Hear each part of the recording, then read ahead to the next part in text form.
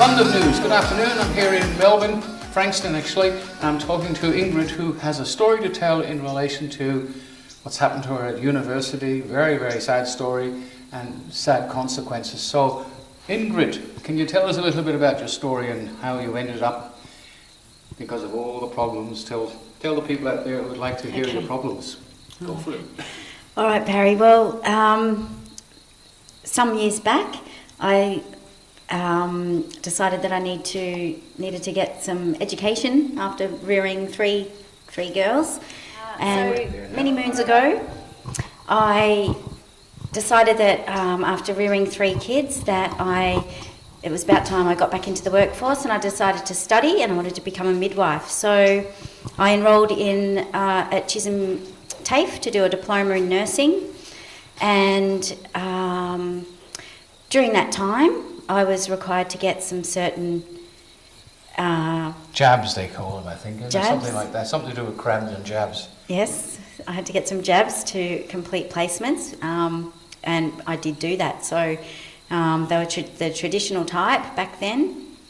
So I had to do a catch-up schedule for all of that. So I received a fair few jabs in a row. So it started to become apparent that they were impacting my health. So I ended up with an autoimmune condition, and I found that after each jab afterwards, like the flu jab, etc., the condition would really flare up really badly, and it was quite debilitating. So I kind of put 2 and 2 together, and I went to a holistic GP who wrote me up an exemption for any further vaccinations. I took this to then, further on down the track, I finished the diploma of nursing, and that got me into Monash University, where I was to study nursing. But at the very beginning of that, I decided I would like to do occupational therapy, and I swapped over to OT. So I was at Monash studying OT. It's a 4-year honours degree, a bachelor and honours degree. And so with that degree, there were placements required also. So clinical placements in hospitals and various other settings. I think it was in the 2nd year I did my first placement, and I was required to get a flu vaccine, and I think it was another one, hepatitis A, I think. However, I pursued the exemption pathway, and Monash Uni asked me to go to the Monash Infectious Diseases Clinic and get an exemption, see if I could get them to exempt me there. So I did that. They agreed. I brought in my evidence and the research, and they wrote up an exemption for me. And so I continued on with my studies and my clinical placements at Monash Uni quite happily, and it wasn't until COVID-19 pandemic that the university said that my vaccine exemption was not valid anymore, and I would have to go back to the Monash Infectious Diseases Clinic to get a new exemption for the new jab. So I waited months for that, for an appointment there. I think it was 3 months.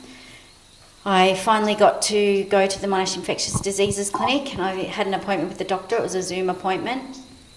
And I basically, with all my evidence, all my past history, I'd also had some more history with my gut health, which was quite severe, and I had a massive operation. I nearly passed away a couple of times there. So, it was really concerning for me, this new experimental treatment which they were forcing onto me. Yes, basically the reason you didn't go ahead and carry out what they want you to do medically, because the adverse effects were actually nearly killed you. So it could be seen on reasonable grounds you had a lawful excuse to be scared. Yeah, I had a lot of worries about it.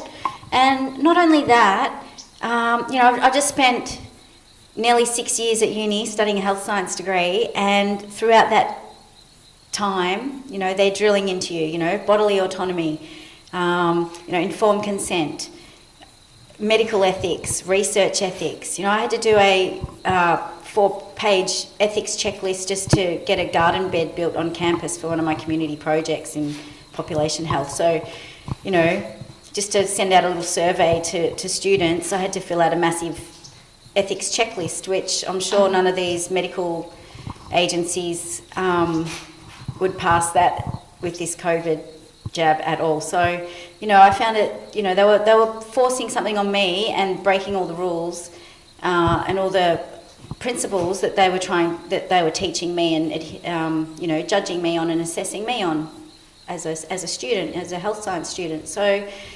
that didn't sit well with me at all. I ended up, with all the lockdowns, etc., there was a lot of disruption to my final 10-week placement. So I'd been shuffled around placements. I think there were 5 attempts at my final clinical placement. So by the time the mandates came in, I should have actually been finished my placements by that time. By November, I think it was. I should have been done and dusted, and I should have finished all my assessments, and I should have my occupational therapy degree. But unfortunately, the mandates came in, and I was removed from my placement that I was attending, and then I just waited it out. How did you find out that you got thrown out of the course because you couldn't, not that you failed to comply, you couldn't comply on medical grounds alone, you thought you were going to die? Did they write to you, did they communicate with you at all, or how did you find out you actually got chucked out? There had been an email sent to my university email. It wasn't from the faculty, it was from the uni, and it was to inform me that they were going to have an academic progress hearing.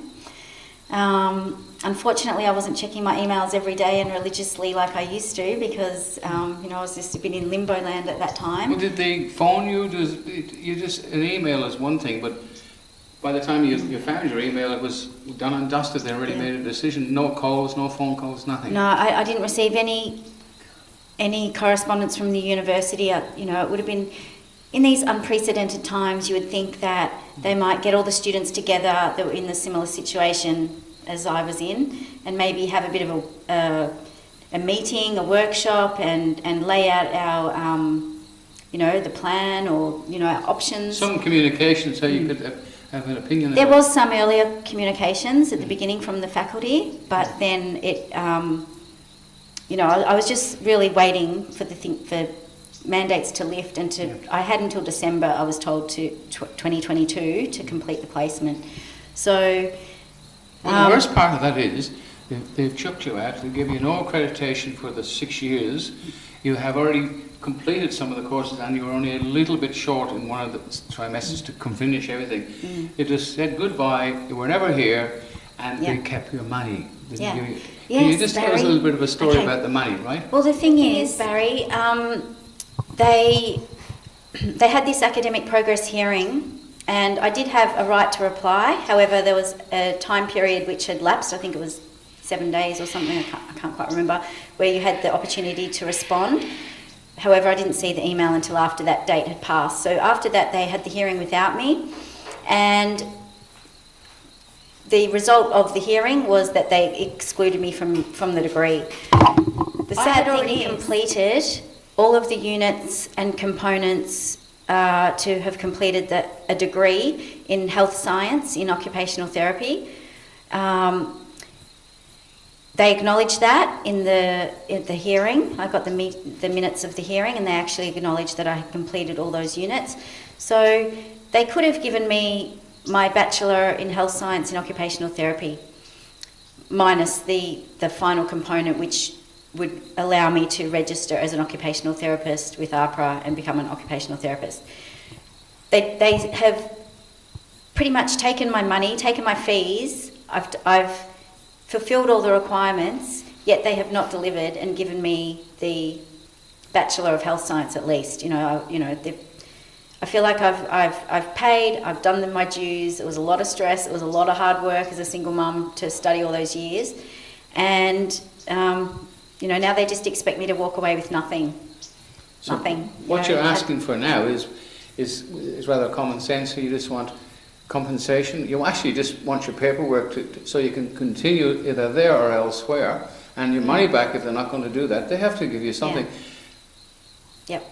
I wouldn't mind a refund for that final semester too, where they've kicked me out of, and you know, it's incomplete, but you're not giving me the opportunity to go and complete it. So what you've done in the meantime, you've took your case to the Common Law Court International, and it went before a grand jury against the Chancellor of Monash University, which you've been kind enough to actually inform him of this and given him an out. So if he just restores your what you earned, your accreditations, or gives you the accreditations to finish somewhere else, and you'll be happy with that, or you want your money back. But basically, you just want what everybody would want in life, is justice, fair deal, because you got ripped off. I didn't sign up for a Bachelor in Health Science in OT. I signed up because I wanted to be an OT. And yeah, it seems like that is out of my reach now. Not really. No man, no woman is above the law of the land. So finally, the whole you spend all this time, you've got kids to raise, you're doing face painting and stuff now to keep food on the table, and you're a good face painter, I heard. I might use your services one day as I'm getting older every day. But anyway, that's another story. So basically, you're down to communicating with these people. If they don't do the right thing, which they should be bound by law, and that's regardless of what law it is, it's common sense to refund you, or not that you're entitled to the accreditations, and I think that has to be fulfilled. Anything you want to say to people out there before we sign off? I think, I deserve my piece of paper. I've got more integrity than any of those people, any of those lecturers, any of those uni academics. Which are all still working, haven't lost their jobs, yep. And all the things they all went through, they're doing through, and everybody else went through, and now it's a world knowledge that the whole thing was really a pandemic of ignorance.